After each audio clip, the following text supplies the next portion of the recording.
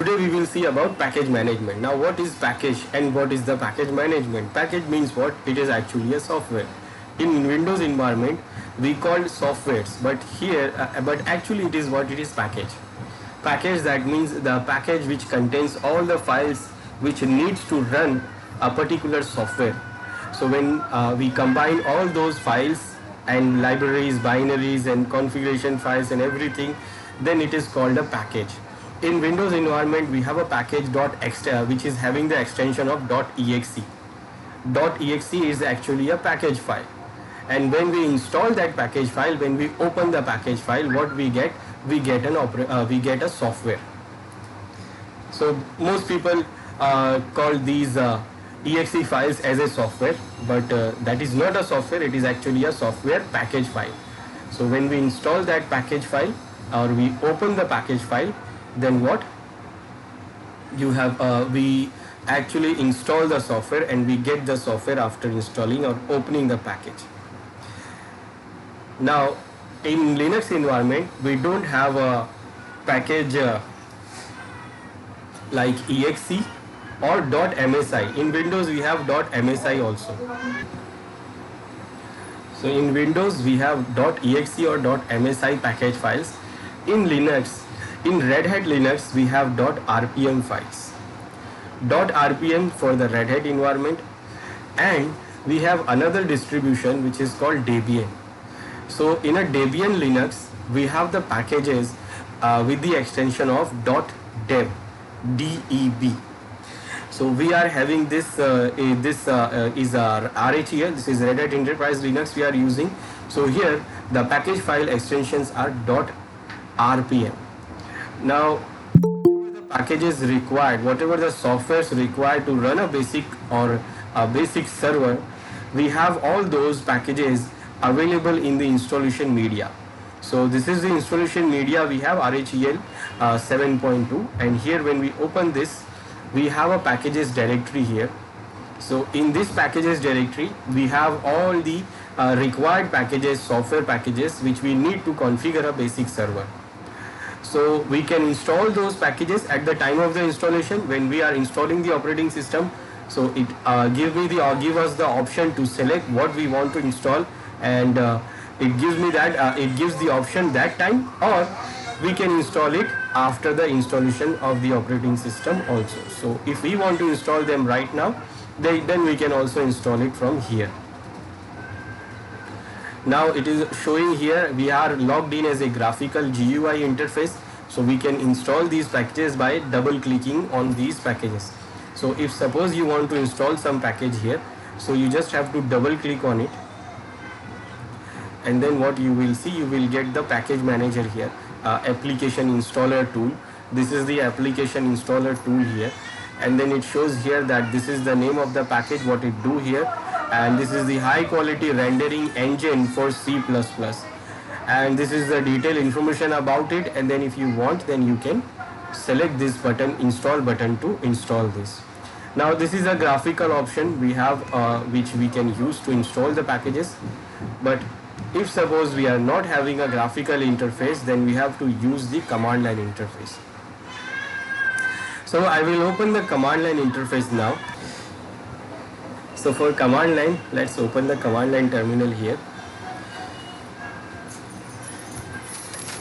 and this command line, first in the command line you have to see that where the disk is mounted, because to get the packages from the disk we have to see that where the disk is mounted, and for that we can use the command df-ht to see where the partitions are mounted, and also we can see the disk is mounted. So where it is mounted on which directory we can see from here.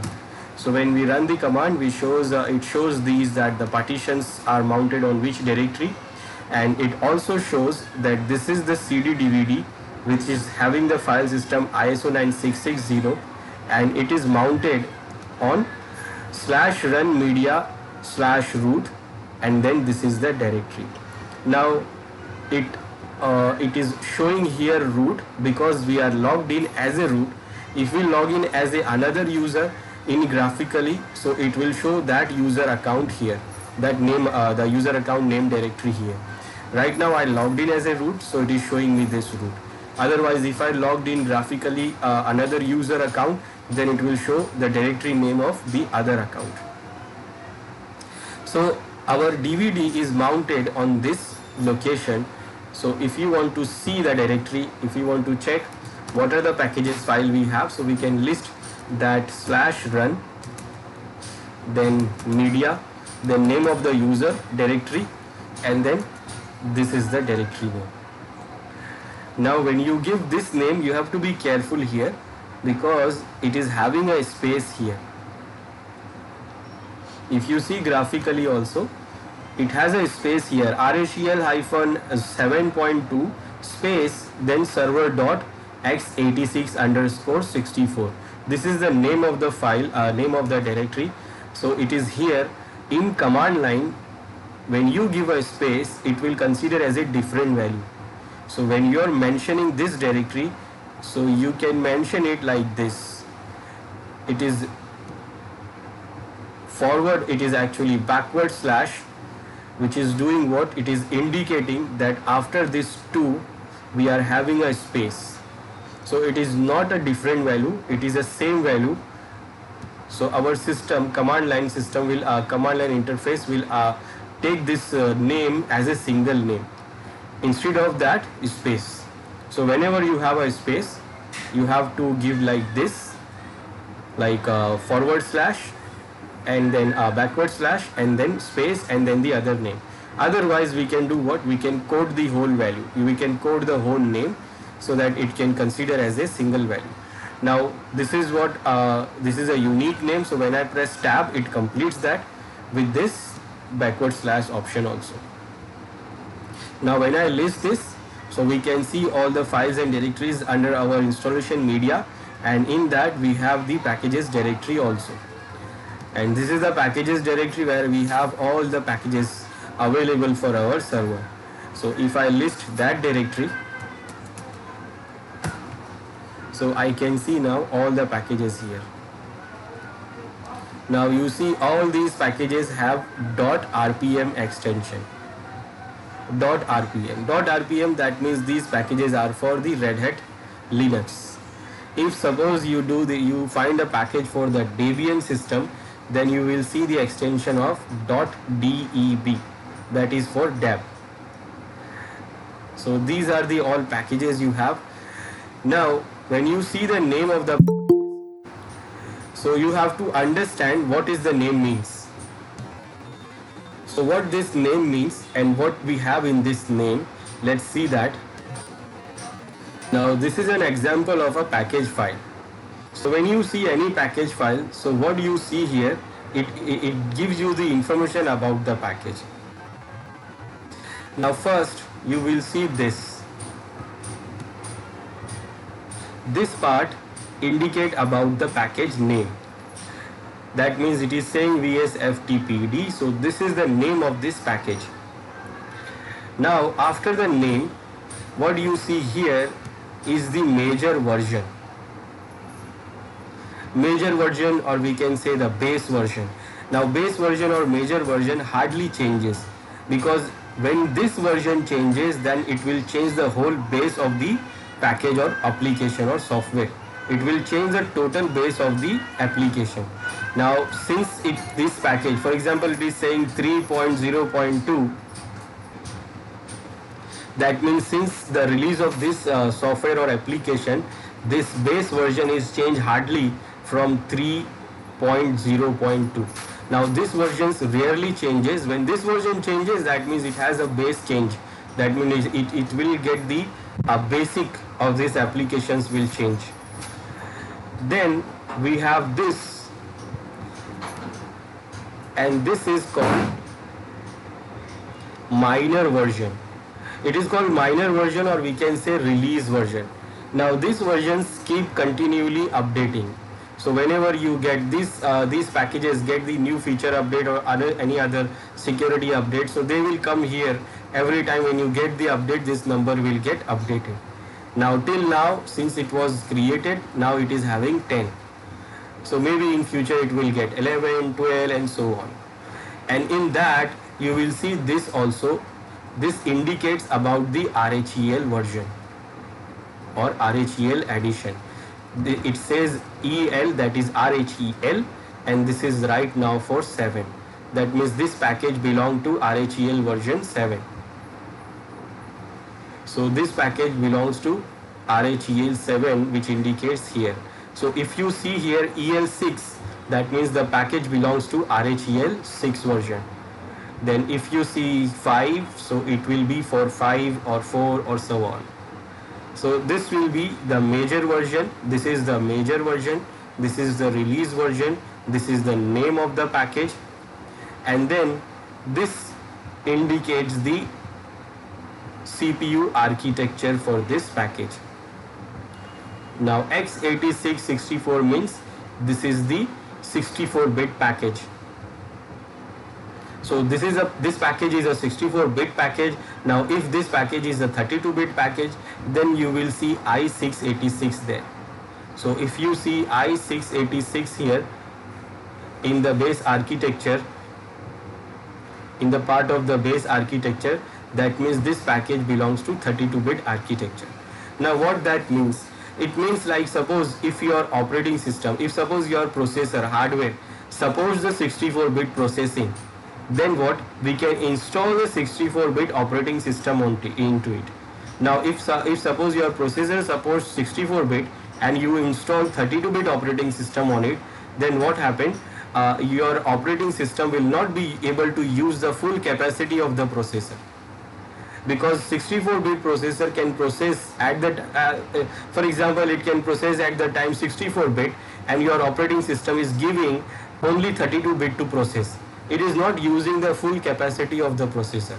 So if your processor supports, then we should install the 64-bit of operating system into it, so that we can use the whole capacity of power of the processor.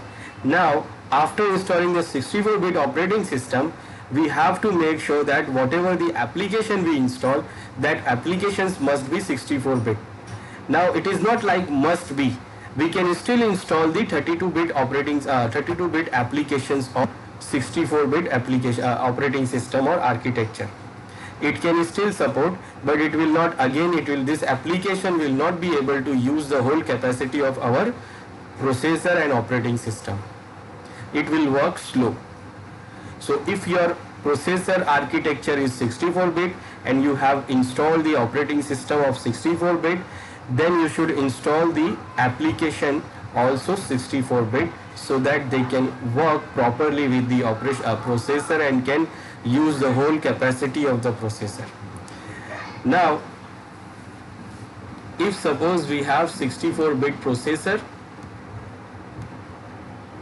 and we have 64-bit operating system installed on it, then what we can do, we can install the applications of 64-bit and also we can install the applications of 32-bit. Both application we can install. But if suppose our 32-bit, our processor is 32-bit, or maybe our processor is 64-bit and we have installed the operating system 32-bit, not this, 32-bit, then we can only install the application also 32-bit. We cannot install this x86 64. We cannot install the 64-bit operating system applications. So 64-bit applications cannot install on 32-bit operating system or processor. We can only install it on 64-bit. But 32-bit applications we can install it on 64-bit applications operating system and also on 32-bit. So this is the architecture of the package. Then last you will see this .rpm. It shows the extension of the package, that is this package belongs to Red Hat community, that package belongs to Red Hat. So this RPM means Red Hat Package Manager. This is Red Hat Package Management. So this is for the Red Hat. Now if you know that your package is 64-bit or 32-bit, then you your operating system is also what architecture your operating system is have, so that you can support, you can say that what 32-bit application you can install or 64-bit application you can install. So you can decide when you know that your operating system is also what 64-bit or 32-bit. Now we understand what is the package architecture or package file name indicates that this belongs to 64-bit or 32-bit. Now we should know, before installing any packages, we should know that our operating system is of which architecture. Is it 64-bit architecture or is it a 32-bit architecture? Now to see the operating system architecture in our Linux, it is, we can also say the kernel. That means if the kernel support the, basically the kernel is the software which interacts with the hardware. So this is the operating system. So kernel itself is an operating system. So we want to know what kernel we are using. So we should give the command uname. Now uname will show you what is the distribution we have. We have Linux or Unix. We can see that by using the uname command. It shows here that it is Linux. Now if we want to see the architecture, so we'll give uname -r and it will show us what is the version and architecture for this kernel, the kernel which we have installed here. So right now our kernel architecture here, it is showing here first the version. This is the base version, that is we can say the major version, and it is 3.10, and this is different than previous versions of RHEL, that is 6. If you see in RHEL 6, you will see 2 here. The base version is changed from RHEL 6 to RHEL 7. So you have lots of changes here in RHEL 7, which was very much different in RHEL from RHEL 6.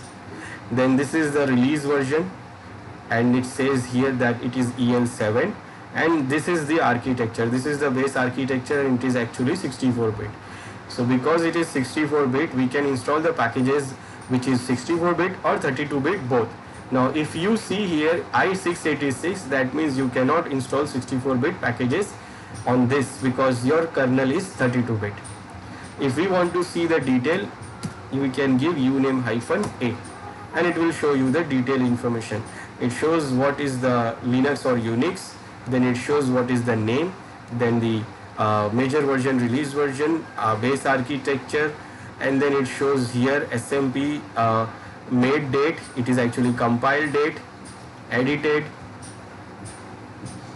date here, architecture also, and then it shows about like this is GNU Linux, license from GNU Linux. So this is, now we know that what type of kernel we have. Now we can go on to install or manage the applications or packages. Now for managing the packages, that means for installing, uninstalling, or getting the information about the packages, we have a command RPM. This RPM is Red Hat package management tool which we use to manage our packages. Now if we want to install any package, so first we have to check that whether the package is already installed in a system or not. Now for that we have to check with -rpm -q command, Q option. Now Q is for query. So we want to check that whether the package is installed or not, so we will run rpm -q command, Q option, and this Q will do what? Query. And after that what we will do, we will give the name of the package. Remember, we will give the name of the package because we just want to see the package is installed or not. Now name of the package, that means this, the part which we say this is the name. So we have to mention the name only. We don't have to mention these release version, architecture, RPM, because this is the file. This is the name of the file. It is actually a file. It is a package. But after installing this package, what we get is an application, and this is the name of the application. So if we want to check that whether this application is there or not, so we will give only the name. We will not mention the whole thing here. We will mention the name here, that whether our system is having this VSFTPD package installed or not. So I gave rpm-q and then I will mention VSFTPD. I want to see this package is installed or not. Now when I press enter, so it says that package VSFTPD is not installed. That means the package is not installed. So I can do what? I can install the package. Now I have to verify that this package is available in our CD installation DVD or not. So what I will do, I will list run media root and this directory. Under that we have packages directory. Now when I list it, it will show me all the names, but I don't want to see the whole name. I want to see only the package which I want to know. So what I will do, I will grab from the output, I will grab VSFTPD. Now it is available here. It is available in our installation DVD, and we can see now this is the name. This is the name of the package file. So it is showing the whole thing. It is showing the name of the software, then base architecture, release version, then also .rpm. So this is the whole name of the package file. Now I know that it is available in our DVD. Now I can do what? I can install this. Now for installing it, we will use command rpm-i option. This I option is for install. Now we have to mention the file name with the path. Remember, we have to mention the file name which we want to install. This is the package name. So we have to mention the package name which we want to install, and also with the absolute path, because the package may be in another directory. Maybe it is I have downloaded from internet, so it will be under the downloaded directory. Right now it is a part of our DVD installation media, and our installation media is mounted on this directory in this location. So I have to mention the whole path first, and then I will mention the file name. So what I will do, run media root and the name of the directory, and in that packages, and in that packages directory we have VSFTPD package file there. So I have given the name with the whole path, and remember there is a space here in the name. So if you are manually typing it, I am pressing tab here, but if you are manually typing it, then make sure that you are giving what? Backward backward slash and space, because this name has a space here. Okay, so this is the package I want to install. I have mentioned the name of the package. Then what? I will press enter, and it is installed. It gives me the warning here. It says that this package header version 3 RSA signature and key ID is this, but there is no key. It is only a warning that it is not able to verify the authenticity of the package, because the hash key is not, the signature hash key is not here. It is not there into our system. So it is not there in our system, the key which is try to match the hash key. So it is not there. It is not able to match the signature, because the key ID is this, but we are not having any key stored into our system so that we can match it. But it is just a warning, and we have already installed it now. Now if we want to verify that whether it is installed or not, so again we will give the command rpm-q with the name of the package. Now here again I am giving the name of the package. I am not mentioning the whole path and the file name, because it is now available as a software. So when I give this, now instead of saying not install, now it is giving me the name and the whole version and architecture of this package. So it is showing that this package is now installed. Previously it was saying not installed, but now it is saying this package is installed, because right now we have installed the package. Now if we want to remove the package, if suppose the package is already installed, like we have already installed, and now we want to remove the package. uninstall the package. So for removing or uninstalling the package, we will use command -e with option -e. E for erase, and then we have to mention only the name of the software, name of the package, that is VSFTPD, and then enter. Now it will do what? It will erase, it will remove the software, it will remove the package. Now when you check again by using the query command, now it says again that the package VSFTPD is not installed. So when you installed it, so you will install it with -i option, and for removing it, you will remove it by using the -e option. And to check, we will use the Q option, -Q. Now one more thing, when we install the package, then what happened? We run this command with -i, and we mention the name of the package with the path. Now what happened? After I enter the command, it gives me a warning about the signature key, and then what? Suddenly it says the terminal for my terminal is back, and it does not show anything else. Now this is good for this small software. This small software installs very quickly. But suppose I am installing a big software and it is taking a long time to install. Now if it is taking a long time to install, then what? It will show me the warning here, then it will not show me anything else. Now when it is not showing me anything else, that means it is installing it in a background, and it is taking a time, and till the time it is installing, I will not get the terminal, and I have to wait for it. Now it will take the time, but it will not show me anything that what it is doing. Now it can be sometime what problematic, because we will become impatient. Sometime what happen, it will take a time, and then we will feel like what is happening in the background, whether it is installing, not installing, or is it any error happened, what my system is hang, or what happened, we don't know. Now in Windows, what happened when we install any software, it shows the progress. It shows the progress that it is installing right now. It is doing this 50%, 10%, 20%. So we know that what is something is happening in that, and this software is installing. But here what happened? Nothing. It does not show anything. Just the warning and then done. So what we can do? We can do one more thing. If suppose we are installing the package, so we can do what? We can add one more option.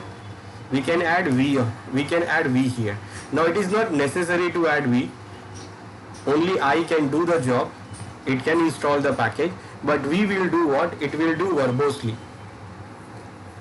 And verbosely means it will show you what is happening in the background and what it is doing. So it will show you the process in verbosely. Now see what happens and what shows when we use the V option. Now what happened? The package is small, so it is still installing very quickly. Now what is it showing extra? It is showing the warning it was showing previously. Then it shows that it is preparing the packages. And after the package installed, it shows me here that the package is installed. Now this will help me a little, that I know that sometimes suppose it is preparing the package, so I know that it is preparing the package. Then after preparing, it will show that okay, this package is installed or not. So it will give me a little help, but still it is not sufficient. Why? Because if it is a big package, so it will show me it is preparing, and then it will keep preparing, and it will start installation. It will not show anything, but when the installation finishes, then it will show me the name of the package is installed. So still it will not show me the detail. Like Windows. In Windows, what we do, we get to see that it is installing 10%, 20%, 30%, 50%. So if I want to see the package installation like that with RPM, then what I will do, first I will remove this package again. Then what we can do, we can add with -I and V, we can add one more option, H. Now this H does not mean human readable. It means human readable with ls option. It also means human readable with the df command. but it does not mean human readable with this RPM command. Now this H option in RPM do what? It is called hashes. It do show you the output in hashes format. Hashes, that means this hash, and it will show you like this. So when it is installing the package, it will show you the progress with this hashes. So when you give enter here, now what we see here, we saw the warning as it is. Then it shows that it is preparing the package, and preparing the package it shows like this in hash format, hash hash hash hash hash, and then it will show 100% done. Then after preparing the package is done, then it will go for installing, and installing, or we can say updating, and then it will still show you the progress like this. And when it is done, 100%. Now it is a small package, so it is installed very quickly, so does not take any time, so very quickly it is installed here. So this is what the installation of the package. And whenever we install the package, installation need only -i option, but always we use V and H so that we can see the progress in detail. Now remember, if you give only H and if you don't give V, then it will still not show you anything. So this V and H you have to give together with I so that you can see the progress detail here. Then for removing the package, we use -e command, -e option with RPM, and it will do what? It will remove the package. And for doing the query, we use -q. -q to query the package. Now we have this package installed here. Now we get new package version. If suppose we get the update for this package, so now we download it. I have downloaded the updated version. For example, this is 10 here, so I have downloaded the new version 20 here, 20 release version. I want to install the version, new version, update one. So then I will use RPM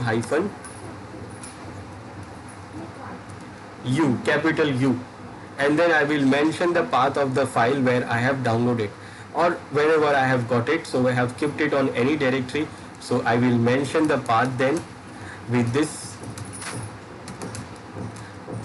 with the file name, and it will update. Right now it is saying it is not going to update, is because it is already installed with the same version. So I don't have any new version, so it is going to install with same version. And also with U also we can do what? We can add VH so that we can see the process also. Okay, now for querying the packages we use -q. Sir. -q. So after installing, we should do the query, and we can do the query with RPM -q option for the package. So it will show you that whether it is installed or not. And suppose I want to see all the packages which I have installed in the system. If I want to see all the packages, then I will give -RPM -QA. Now this time I will not mention any package name, because I want to see the whole package name, all the packages which is installed right now in the system. So I will give QA for all, query all, and when you enter this, you will see all the packages which is installed into our system. Now it is showing all of them. Now suppose I want to see a particular package, like for example I want to see only HTTP. So I will give here star. Now what that means, I want to see all the packages, but only which is starting from HTTP at the beginning. Now it is showing that I'm doing what? I'm doing filtering here. I don't want to see the whole packages. I want to see only the packages which starts from HTTP at the beginning. So it says here that these packages are starting from HTTP. Then if suppose I don't know it is starting from what, but I know the HTTP is there. Maybe it is in the starting, or maybe it is in the middle. So what I can do, I can go for this star HTTP star, and it will show me all the packages which is having HTTP, whether it is in the beginning or middle or at the end. Now at the end it is not possible. At the end you will get the architecture name, but here it shows here that this package are HTTP. There is one more package it is showing here which contain HTTP here. It was not showing this package in this search. It was showing only 1, 2, 3, 4 this time. When I say only the packages which is starting from HTTP, now when I say whether it is starting, ending or middle, then it shows this extra package. And then it shows 1, 2, 3, 4, 5. One package is extra here. So this is what we can query the all packages, and then also we can do the filter all these filter from the all search where it shows the all packages, but we want to see some specific packages. Then we can give the name of that package which we want to see, and it will show whether it is installed or not. Now we can do check more query commands. Like for example, I want to see the information about the package which is installed, VSFTPD. So it will show me the detailed information about the package.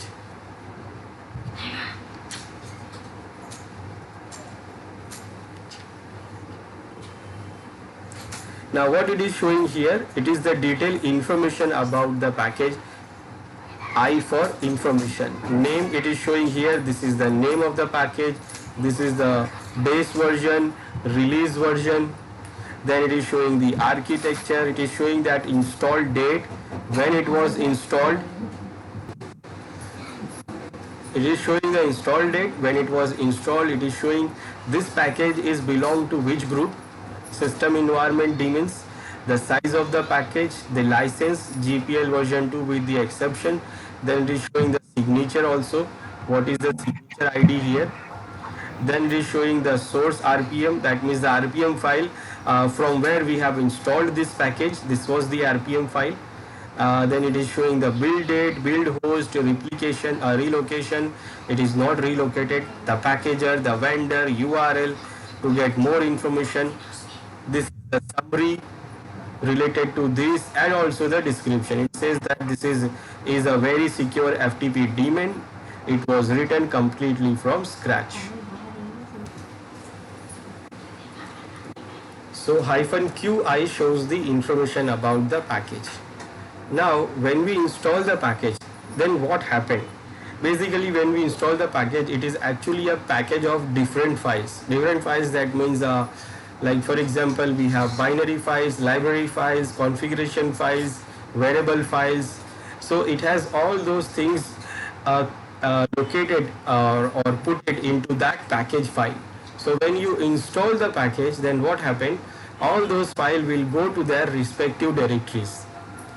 That means whatever the directories we have in our system, so the binary files will go to bin directory, the configuration files will go to etc directory, the USR directory contains some other files, so those files will go to the USR directory. Then var directory, in a var directory it goes the variable files.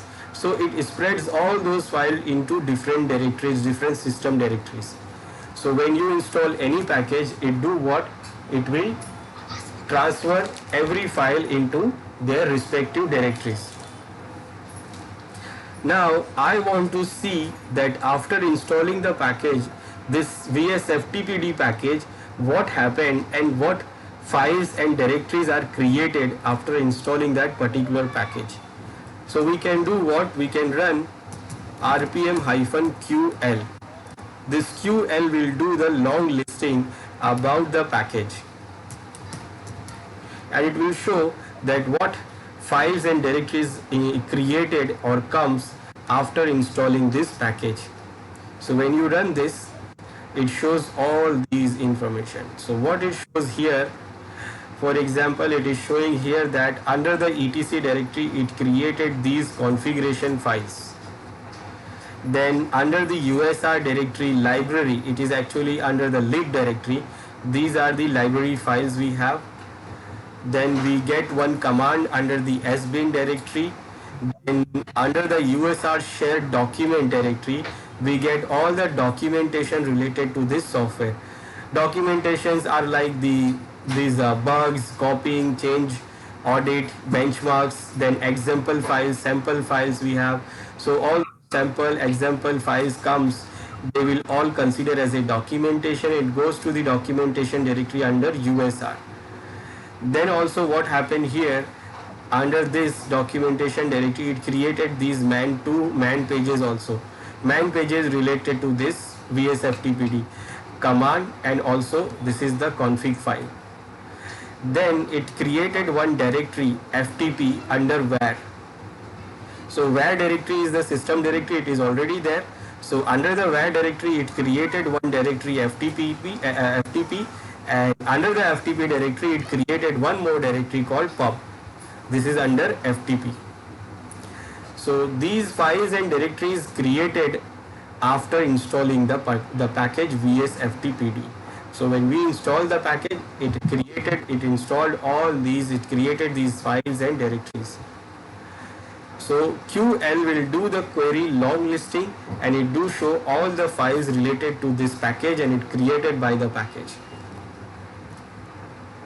Now if you don't want to see the whole all the files, then you can do what? If you want to see only the configuration file, so we can use QC command. It shows only the configuration file belongs to etc directory. If you want to see only the documentation files, then we can also use QD, and it will show only documentation files. It is not showing any other files. It is only showing the documentation files which is under USR.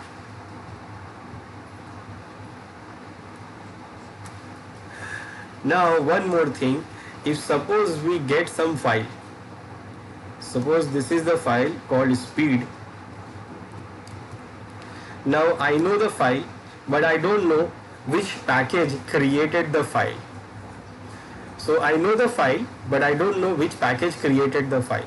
So if I want to query by the file that which package created the particular file, so I can use rpm-qf option, and then I will mention the file name, the file which is actually created by the VSFTPD package.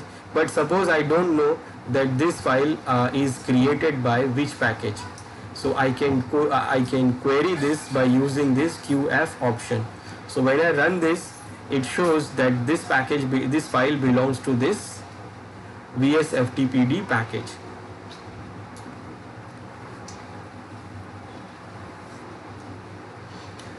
So this QF is to check the file that the file belongs to which package. Now we know how we can install the package, how we can query the package, and how we can install the package, update the package, or how we can remove the package. And this is what we are doing from command prompt. Now when we do it from command prompt, we have a problem here. We have a problem here when we try to install the packages from the command line. Now the package which I was installing, it is not having that problem. But in Linux system, when we try to install any packages, so we get a problem of dependencies. So we get a very big problem of dependencies. And dependencies means when we try to install some package, now that package needs another package first to run that particular package. So it says, when you try to install the package, it says I cannot install the package because the dependency, I need a dependency, and that dependency package must be installed first for installing this particular package. For example, I will show you this. I will try to install the package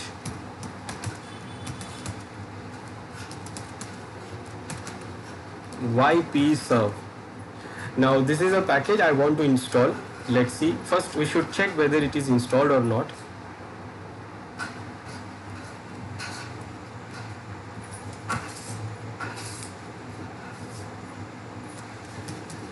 rpm-q ypserve.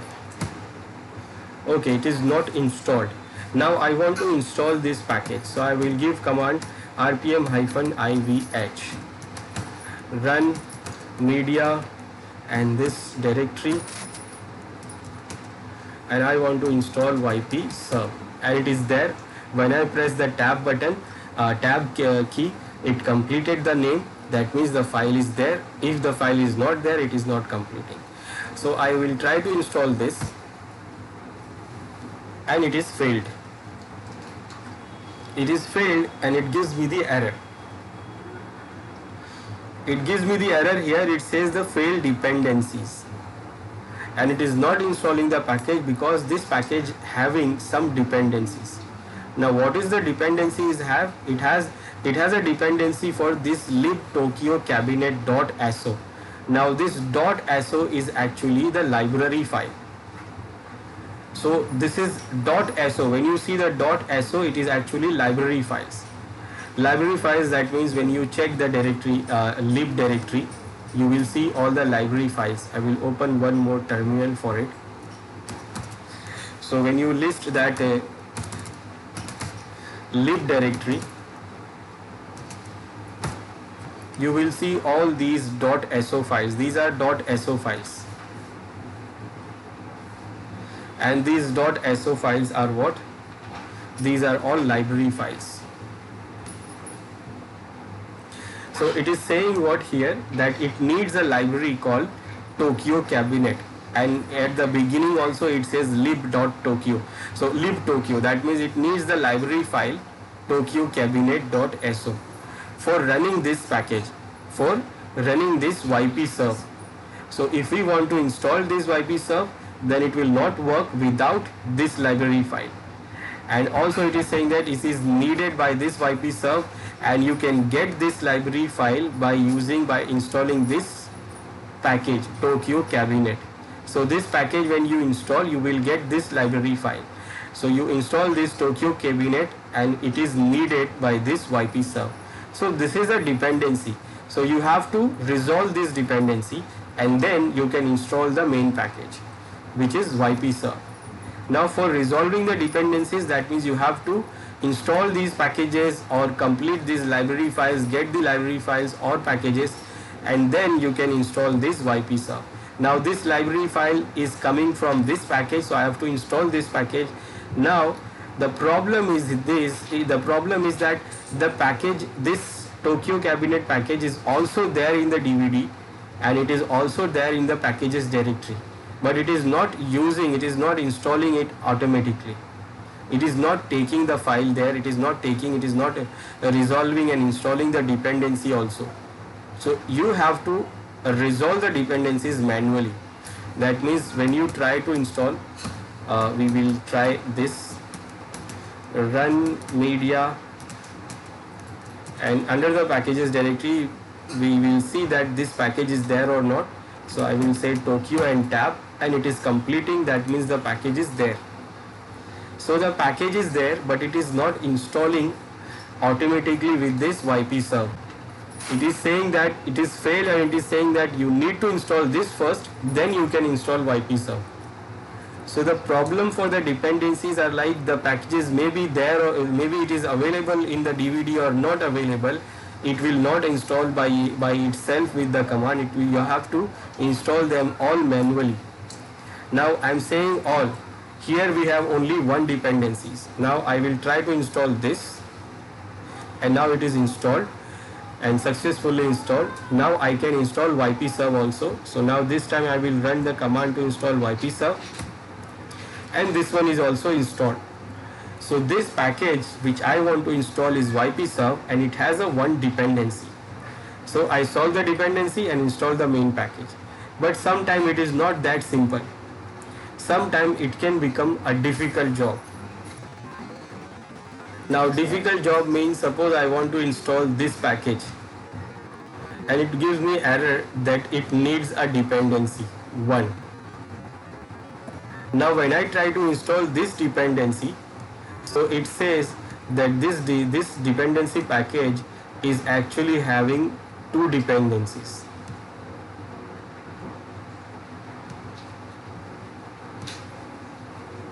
Now when I try to install this dependency, it says I have 4 different dependencies. and this package says I have 2 more dependencies. Now these 4 dependencies I have to install. So when I try to install this one dependency, it says I have also 2 dependencies. This one I try to install this one, it says I have 1 more dependency. I try this one, it says I have 2 dependencies. I tried this one, it says I have 3 dependencies. It is possible.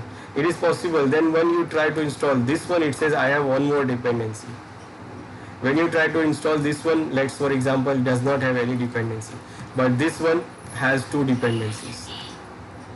Now what we have to do, we want to install this package. Now we have to resolve all these dependencies manually, then only we can install this package. So we have to install this dependency, then we install this dependency, and then we have to install this dependency, then we install this dependency, then this one will complete.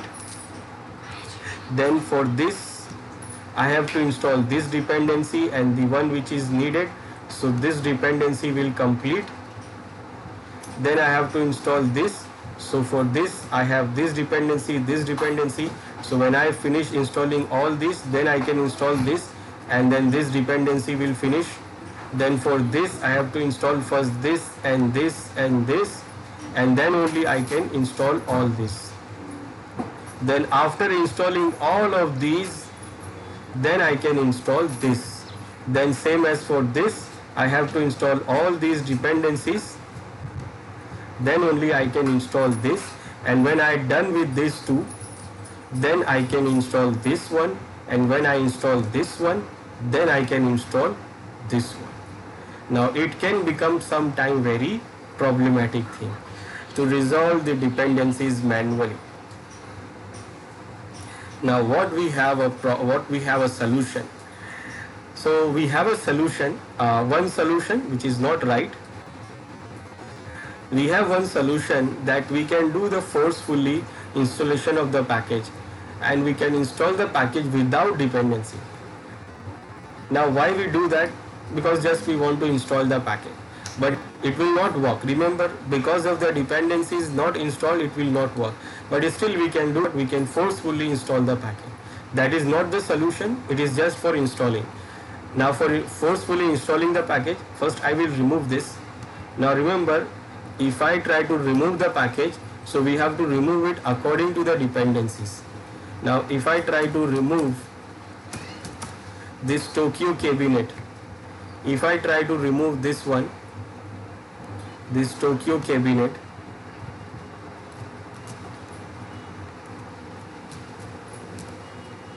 so it fails.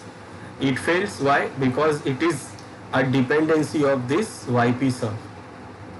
We cannot remove this Tokyo cabinet because it is used by this YP sub. So if we want to remove this, then first we have to remove this YP sub, then we can remove this. And for installing it, first we have to install the dependency and then we can install YP sub. So if we want to remove this, then first we have to remove YP sub.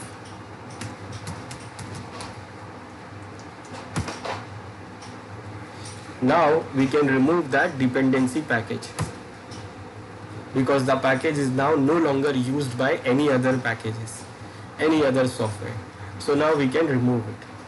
Now I told you that the solution for the dependency is that we can install the packages without dependencies by using forcefully.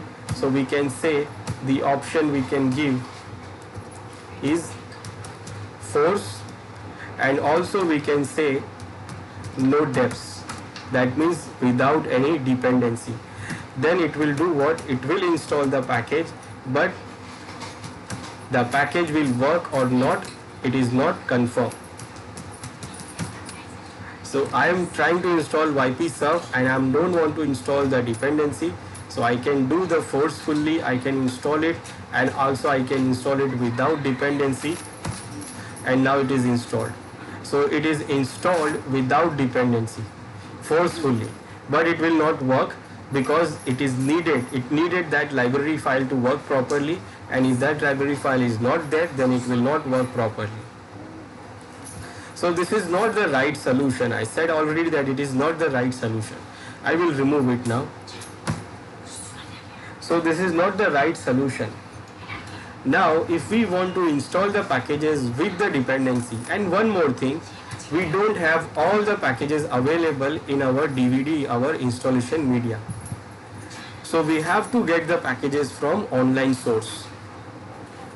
We have to get the more packages. If suppose we want to get some package, and if that package is not available in our installation DVD, then we have to get the package from online source. So where we can get the packages? We can get the packages from internet. So we have a problem of dependency, and also we have a problem that we don't have all the packages available. So the solution is Yum. The solution for this is Yum. We have a Yum server available which contain almost all the packages we need, and also we can use this Yum to install the packages, download and install the packages, and with the dependencies. So with this Yum command, Yum is actually a command here. So with this command, what we can do, we can download the packages, install the packages, and with the dependency, and it has all the it has almost lots of packages there which we don't have normally in our installation DVD. So it is available on internet, and we have to connect it. We have to be connected to the internet, so we can download and install the packages from the internet source. So how Yum works? First, Red Hat has created a servers on internet. So they have created a servers on internet. It is called Yum servers. So they have created Yum servers on internet, and in that Yum servers, it has a repository of almost all the packages which is required for this RHEL7 or RHEL. So it has almost all those packages which we require to configure our server or many other things. So they have put all those packages into this Yum server. Now what we have, we are sitting on this server. This is our normal server, and we want to download and install the packages from the Yum server. So first what we need the internet connection, so that we can connect to this Yum server through the internet.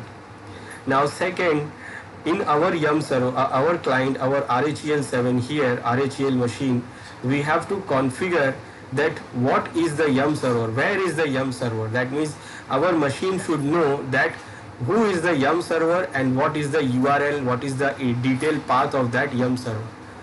Now this information is configured into the configuration file of Yum here in our client machine. So in this, now this is our RHEL server, but we can consider this as a Yum client, because for Yum this is a server here. So this which is using this server, which uses the services from this Yum server, so we can say that this is our Yum client. So we have to configure here the configuration file. In that configuration file, it has an information about who is the Yum server, what is the URL, and where to get the file. So it has all the information available in this configuration file here under our client. So when the configuration file is configured, it knows the location of the Yum server, and also the internet is available. Then we can use the command Yum here on our Yum client to get the packages from Yum server. So we can use the Yum command to get the packages, that means to download and install the packages, all the packages, whatever the packages is available there. So we can install, download and install the packages, and also with all the dependencies. So we don't have to resolve the dependencies one by one for every packet. It will download the package with the dependencies and install it also. Now to get the packages from our Red Hat Yum server, now we are using what? RHEL7. RHEL is what? It is not a free version. This is not a free version. It comes with the subscription basis. Now if you don't subscribe, now you will not, if you are not subscribed to RHEL to use this RHEL server, then the problem is that you cannot get the packages from Yum server, the internet Red Hat Yum server. You cannot get any packages from there if you have not subscribed it. So if you are not a subscribed user, then you will not be able to download or install the packages from Red Hat Yum server. So it comes with the subscription. So when you subscribe your Linux, then what you will get the information of the about the internet Yum server also available, and you can download it and install it from there. So if you want to use it, so this is the file, or this is the directory here. This is the configuration directory for Yum, and under the configuration directory you will see the configuration file. Right now we have one file there, it is called redhat.repo. Now this file is having the information about the Red Hat Yum server. Now when I try this, when you open the file here, so what it says here, it is a certificate based repository and managed by the Red Hat Subscription Manager, RHSM, that means Subscription Manager. And what it says here, this file is auto generated and change made here will be overwritten, and use Subscription Manager repo override help if you wish to make the changes. So this file will be auto generated, and it will generate automatically when we do what? When we use the subscription manager. Subscription manager command is to subscribe your Linux, your RHEL, and you have, if you have registered with the you have get the subscription, then you can subscribe your machine with this command. So when you subscribe, then this file will be auto generated. So this file will be auto generated, and if you want to override something, if you want to edit something, then you can add it by this subscription manager subscription manager then repo override command, and this will do override some changes. But the changes you have here, it is coming from the subscription manager. So when we subscribed it, so it will give me the option, it will give me here the URL about the Red Hat RHEL, here Red Hat Yum servers of Red Hat, and we can download and install the packages from there. This Yum repo list command is to refresh the available repository, but right now we don't have any because we have not subscribed it. So when we subscribe our Linux, then we will get the information about the Yum server. Now if suppose we have not subscribed, then what? And if still we want to use the Yum server, so we can use the Yum server of available, which is available on the internet, and we can use those open source Yum servers, Yum repositories. So there are some open source Yum server repositories are still available, which we can use, and we can use them to download and install the packages. But now what Red Hat is doing, what it is forcing us to subscribe, because Red Hat want us to subscribe this RHEL, and basically it is not allowing us to use the also the online free open source repositories also. Let me show you that. So my machine is connected to internet. I will go to browser.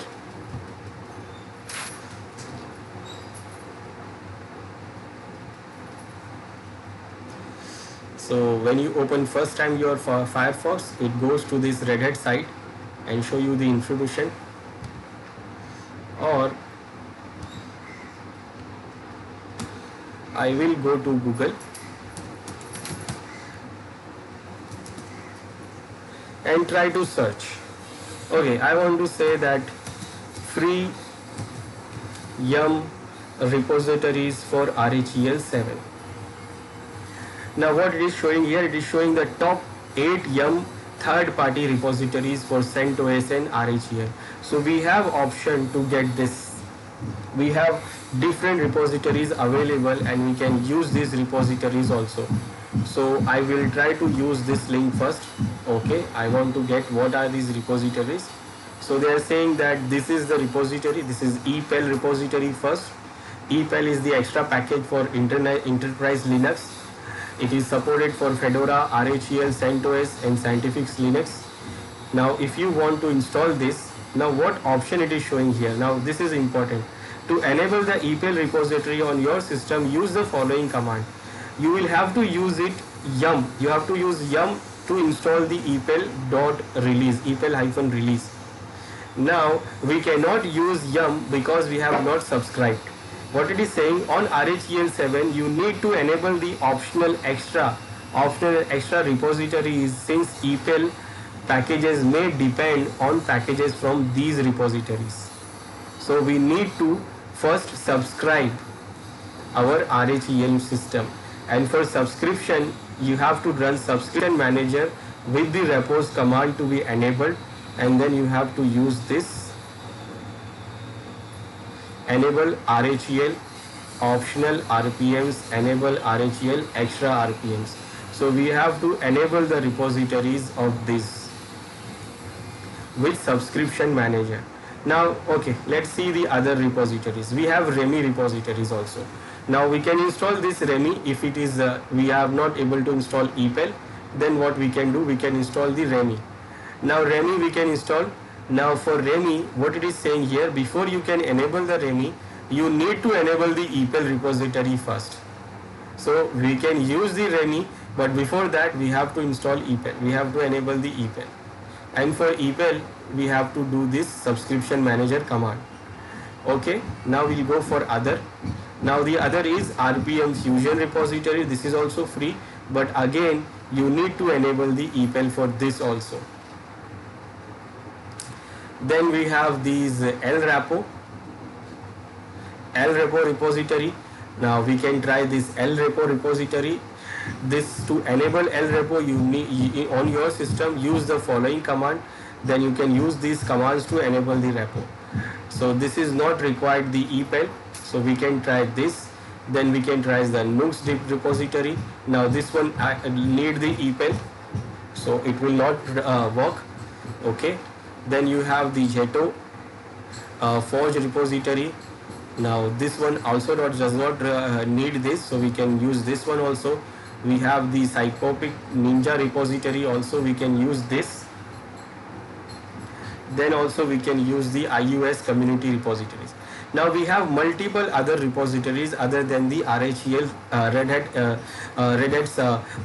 Hat servers, Red Hat Yum servers repository. So we have different repositories. Now repositories, that means the database of RPM packages. So we have multiple repositories available. So if suppose you wanted to get one package and it is not available in one repository, then you can go on to use the other repositories and you will find somewhere. So if suppose you are not finding the package in one repository, not even a Red Hat Yum server, so you can go for EPEL, you can go for REMI, you can go for Nux, you can go for many other repositories you have. So all these repositories are free, you can use them. So we'll try some here. Let's try this one. So for this we have to download the package from this site. So for this, what we have to do, we have to use the RPM command with the import option, so that it will import the package file from here. First it will import the GPG key, and then next it will import the next command, it will import the RPM package file, so that we can use this to install. So let's try this. First I will use, and this is for RHEL 7. So I will do what? I will first install the import the GPG file.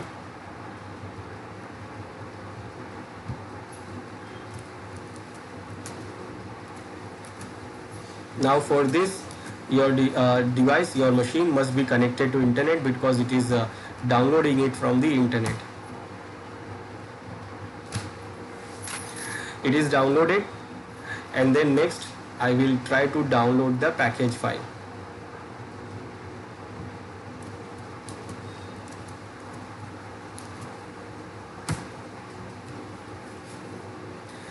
And it is installed. So RPM command is to install. So first it is installed the GPG key, and then next it is downloaded and installed what? This RPM package, LRepo release this version .rpm. So RPM command, we can use the path from the internet also. So directly you can download and install directly. So this is installed here. Now it is installed, and now when you see under that directory etc yum.repos.d, so it was having only this file, but now it is having one more file available. It is called lrepo.repo. So this is the file. It comes after installing this package. So when we install this package, we got this lrepo.repo. Now repo means this is what .repo. In this directory, this is the configuration directory for yum, and in this, when you have any repository information, so that file name must be .repo. In the beginning, you can have any name, but it must end with .repo. So what we have in this file, let's check.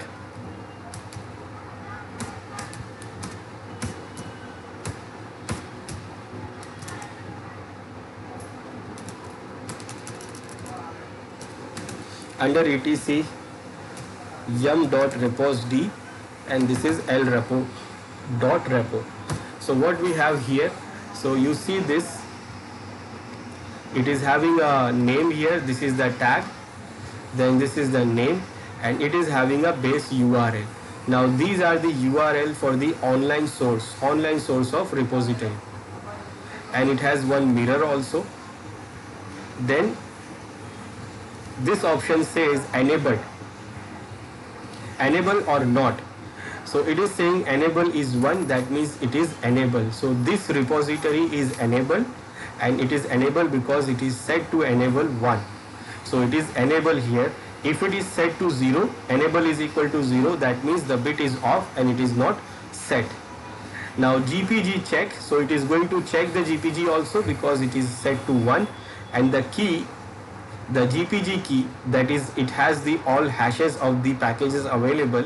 So this file is located under etc pki rpm gpg, and this is the rpm gpg key for lrepo.org. Now this is the key which we downloaded from the first command. It is installed this key here, and then we installed the packages. So the packages which is available in these repositories, for the security, for the authenticity of those packages, we have the hashes key, the hash key for these GPG keys here.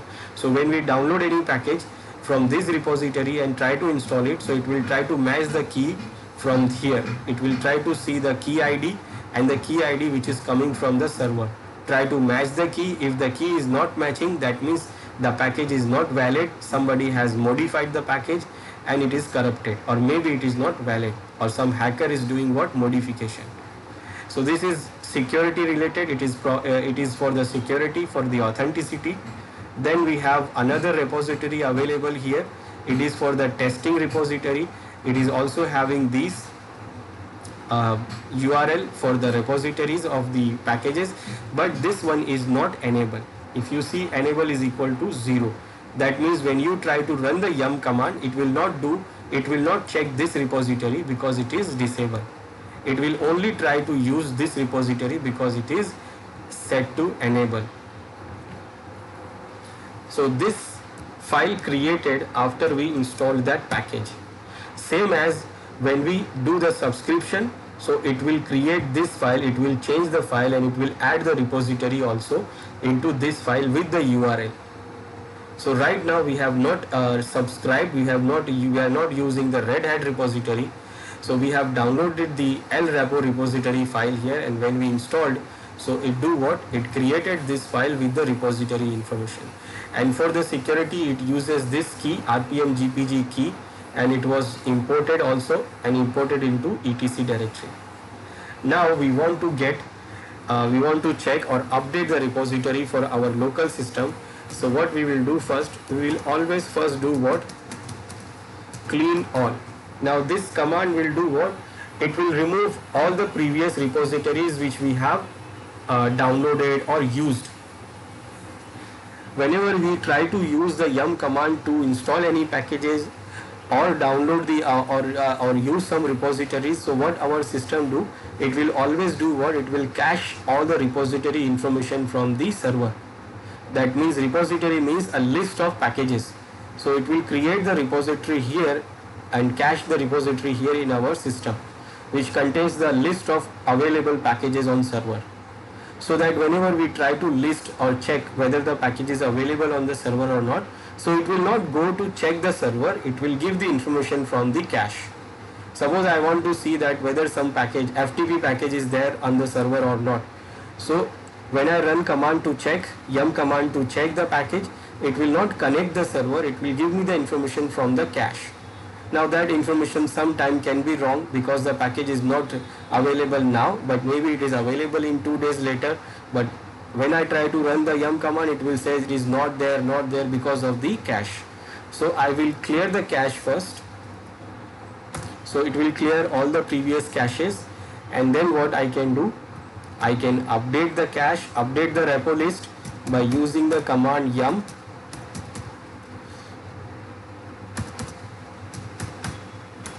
The repo list, it will update the latest repository list and it will cache it, and it will also indicate that whether we are connected to the yum server or not. So now it is updating, and it is now okay, it is updated very quickly. So what it is doing here, it is updating here from the RPMDB primary database. Now what it is says here, that this is the ID L repo, this is the name, and status is this.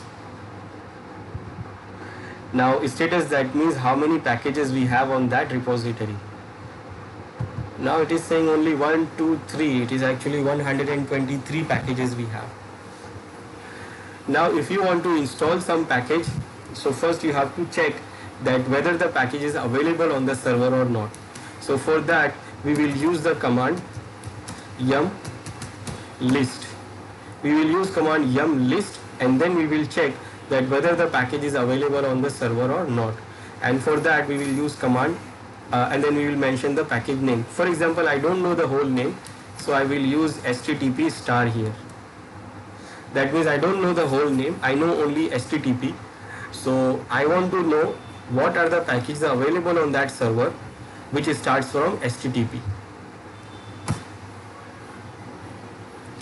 Now it says here that these packages are installed. So actually it is showing the packages which is installed right now, but it is not showing any packages available on the server. So when the packages are available, it will show you available packages, and when the packages are installed, so it will show you the installed packages. Okay, so HTTP related packages are not there on this repository. Actually it is very small repository which is having only 123 packages. So it is very hardly we will find anything here. The big repository is EPEL, or you can use the Red Hat servers, its own repository also. I will try to do something else, like I will say, I don't know, H. I will try H, whether any package there. Okay, it is there. No. All it is showing is only installed packages. So no packages there in this server.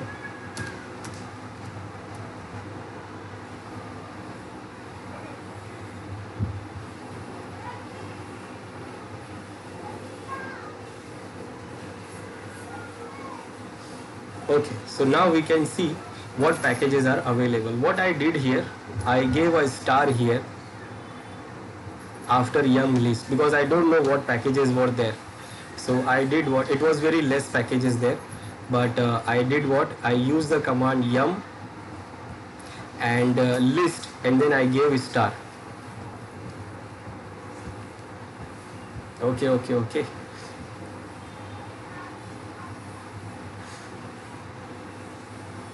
Okay, here what I did, I just give yum list command. So I want to see what are the packages we have on the server and what are we have installed. It shows both. It shows all the packages which is installed also, and also it will show all the packages which is available. So right now it is showing here the installed packages, and it is showing in this color. So we'll go that these are all installed in our system.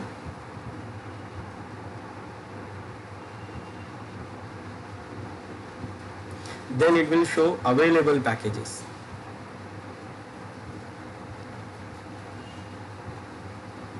Okay, it is too much. We have all the packages installed, a lot of packages installed.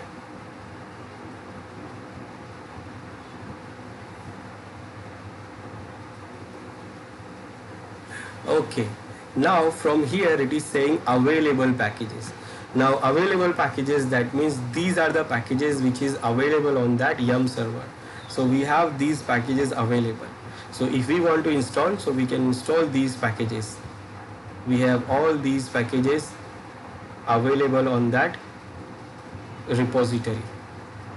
So these are the packages we have. So if we want, then we can install any of these package by using the yum command. So for example, what I will do, I will install one package from here. I will choose any.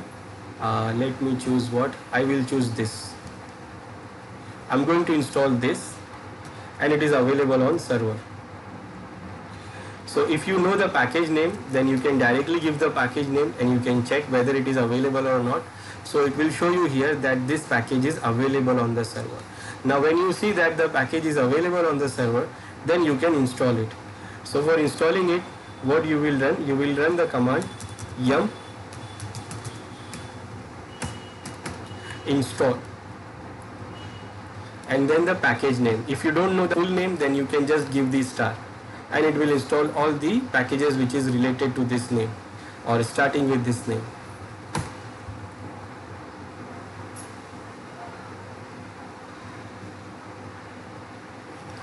Now what happened here? It has a problem here for dependencies. You see, it is trying to resolve the dependencies also, and it is trying to resolve the dependencies, what are the dependencies required.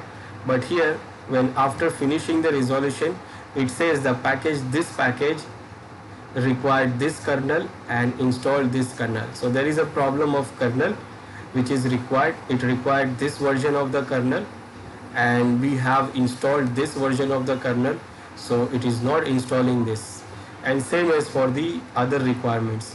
So these are the dependencies failed. These dependencies are failed because of the kernel version right now. So we are not able to install that package.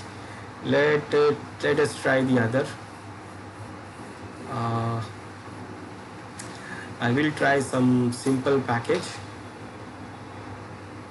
Let us try this one, Primus.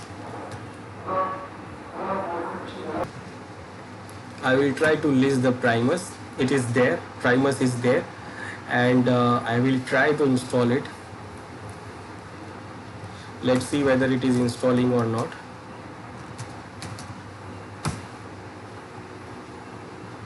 It is also failed because of the same kernel version and also because of some other dependencies. Those dependencies which is not there in this yum server, this yum repositories, because it is having very less packages. So it has a problem, this kind of problem where you don't have a repository complete. That is why we go for that. EPEL repository is very big. You can install anything from there. It has lots of packages, thousands of packages there. You can go for the subscription, you can go for subscription, and you can go for Red Hat repository. That is also having a lot of packages there. This one does not have any packages. That is why it is giving a problem here. It is very less packages. It is having only 123 packages. So it is not. It is giving us some error. It says you could try using the skip broken, and you can run this via RPM this to see the no files, this no digest, or you can do this. You can use yum with this command, skip the broken. So whatever the broken files are there, it will try to skip those files and try to install it. Now this is the yum server we have, which is available on the internet, which we can use to download and install the packages. We can use the yum command to see this. We can also use yum info command to check the information about the package. It gives me the information about the package, that what kind of package it is. This is the name of the package, architecture, this is the version, release, size, the repository where it is getting. We are getting this from here. What is the summary? It is the faster OpenGL offloading for Bumblebee. So it is actually for Bumblebee, used for Bumblebee. And this is the URL. We can get it from here also. This is the license, and what it do here, it is showing the description. This Primus is a shared library that provides the OpenGL and GLX APIs and implements the low overhead local only client-side OpenGPL offloading via GLX forking similar to virtual GL, and it intercepts the GL calls and redirects GL rendering to the secondary X display, presumably driven by a faster GPU. On swapping buffers, rendered contents are read back using the BPU and copied into the drawbell it was supposed to be the rendered on it the first place. So this is giving the information about it, what this package is and what it do and what it is for. So we can check it by using the yum info command, and also it shows that whether it is installed or not. Right now it is not showing any information because it is not installed.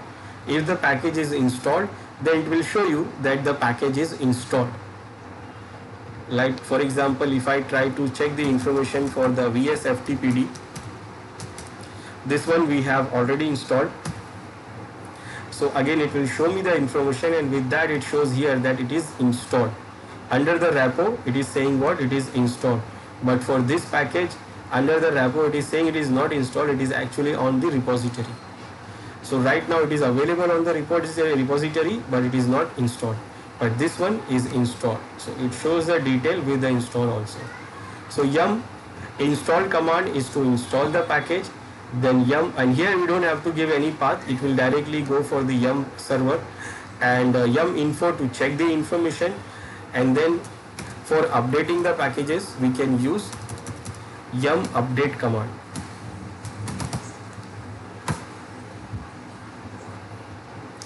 There is no packages available named this VSFTPD on the yum repository, which we can use to install.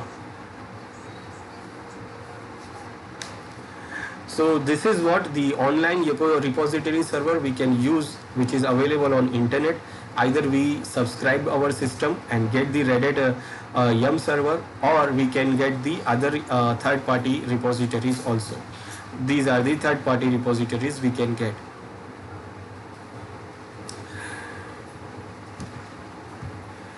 Now, because we are not subscribed, so we are not getting much repository, or we are not getting much packages.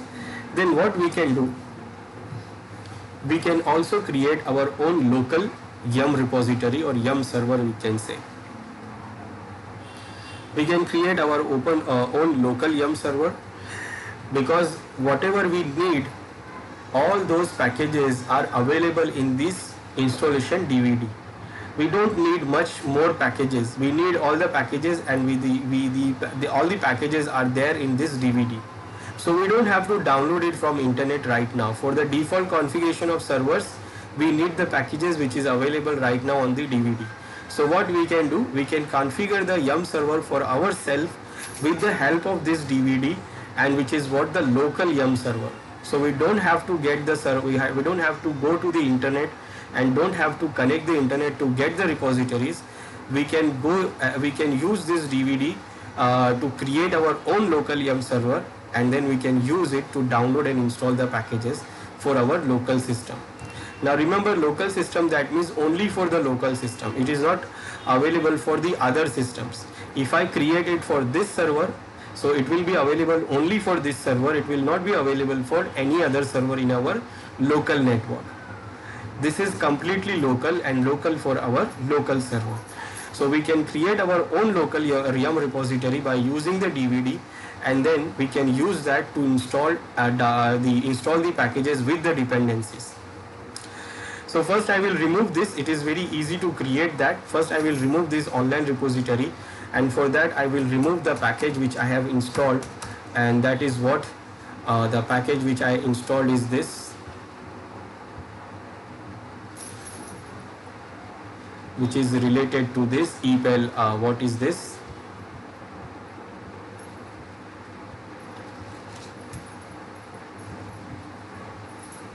This one, lrepo.release. I have installed this. So what I will do, I will remove this. Now it is removed. So when it is removed, so when you check the file there under the etc directory, you see the file is gone now. The file which comes with that package, which creates the online repository. Now the file is gone and we have now only the default file which is for the Red Hat. So now it is removed. Now we don't have any repository available. If I run yum clean all, it will clean all the previous repositories. And then if I try to get the repo list,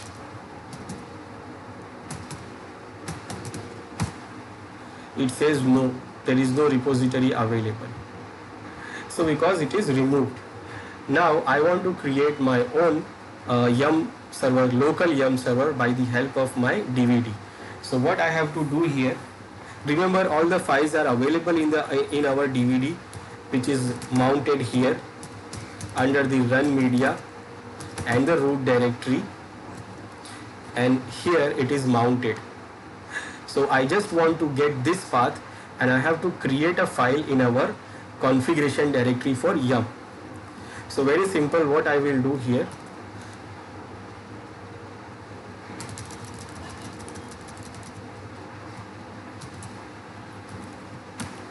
I will create one file under the main configuration directory for yum, which is under yum repos.d, and I will create, this is my local, and dot repo. Remember I told you that whatever the name you give, dot repo is important. So I'm creating a file with the local name dot repo. Dot repo is the extension which is important to give. Okay, now here under the file what I will give some options, like first I will mention the tag. So the tag for this is my yum and this is for my local. This is my yum tag. Then I will mention the name here for my yum server, like I will say this is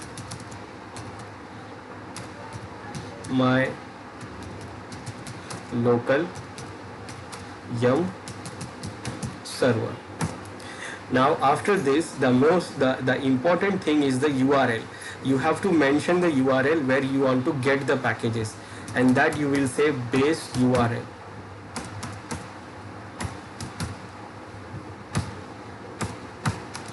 Now base URL, here we are not having any online URL. We are using what the CD DVD which is mounted on that directory. So we will give this file : // So if it is a URL for the HTTP or FTP, so it will mention, like if suppose it is a HTTP URL, so we will mention it like http://. But this is our local file system, so I will mention what, file : //. Then after that I will mention the whole path, the path where my DVD is mounted. Now remember here we have 3 slashes. Now this first 2 slash is for the file : // and the third slash is of the root file system. So under the root file system we have run directory, under the run we have media, under the media we have root, and under the root directory we have this directory where all our files are, all our packages are there in this directory. So our DVD is mounted on that directory. Now I will say enable, and enable is equal to 1. So I want to enable this repository. And then for GPG check, now remember we don't have a GPG key file here, so I will say 0, so that it will not going to check the GPG key, security key, authentication key. It is actually authorization, integrity key. So I will do what? So what I did here, I make a tag for my yum server here, yum local. Then I give the name so that I know what is this. Then I have mentioned the URL. It is not an online URL, internet URL. It is my own file system.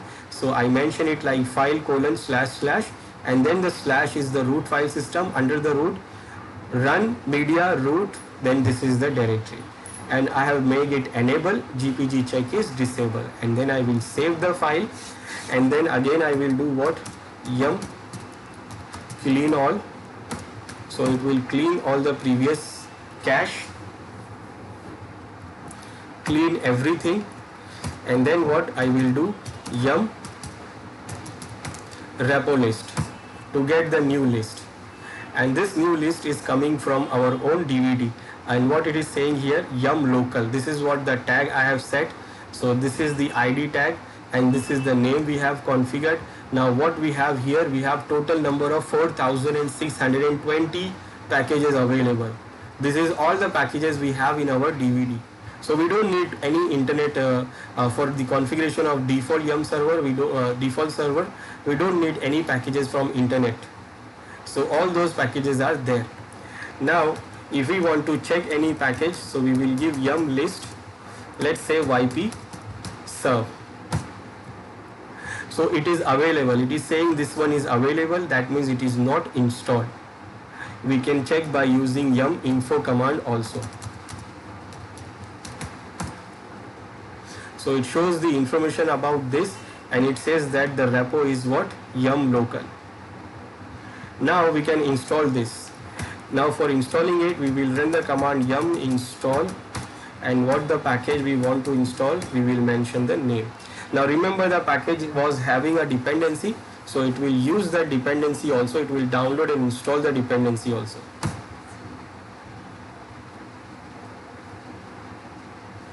Now what it is saying here, that it is going to install this package, and this package is having this dependency, so it is going to install the dependency also. So we don't have to resolve the dependency manually. It is going to install the dependency also. It is saying that it is installing the package 1 and plus 1 there is one dependency. Now it is also showing the total download size. Now we are not downloading anything from internet. It is actually coming from our local DVD. But because it is yum, so yum feels that we are downloading something from internet. Now if we are using the yum server of internet, then what we have to take care about the size of this downloading, because the size of the downloading will take the time depending on the internet connection. Right now it will not take any time because it is coming from our local file system. So this is the size it is going to download, and this is the size after installing it. Now is this okay? Then you can say yes, and you can say no if you don't want to install it. N is capital, that means if I press enter, then by default it will take what? N, that means no. Or if you don't want to install, you just want to download it, then you can give D. D will do what? It will download only, it will not install. So if you want to run, if you run the command again, then what it will do? It will not download, it will directly install. I will say yes, I want to install. So it is installed automatically with the package and also with the dependency. So this is the solution. If you are having multiple dependencies for some packages, so you can go for yum server, you can configure the yum, you can get the yum from internet, you can get the internet yum server, or you can configure your own local yum server by the help of your own installation DVD.